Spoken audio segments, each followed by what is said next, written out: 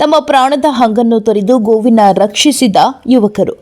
ಇಲ್ಲಿನ ಬಸ್ ನಿಲ್ದಾಣದ ಎದುರಿನ ತುಂಕೋಸ್ ಪಕ್ಕದ ತಂಗು ಪ್ರದೇಶದ ಖಾಲಿ ಜಾಗದಲ್ಲಿ ನಿರಂತರ ನೀರಿನ ಅರಿವಿದ್ದರಿಂದ ಜೌಗು ಪ್ರದೇಶದಂತಿದ್ದ ಜಾಗದಲ್ಲಿ ಕರುವಿನ ನರಳಾಟದ ಘಟನೆ.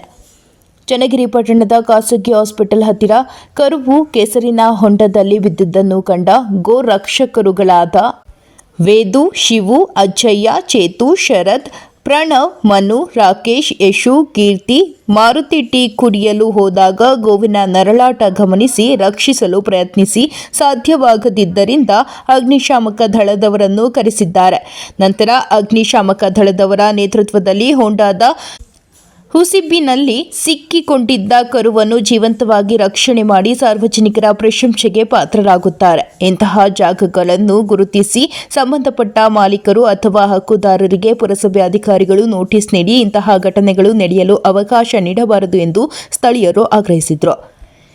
ವರದಿ ದೇವರಾಜ್ ಕೆ, ನೆಲ್ಲಿಹಂಕಲು.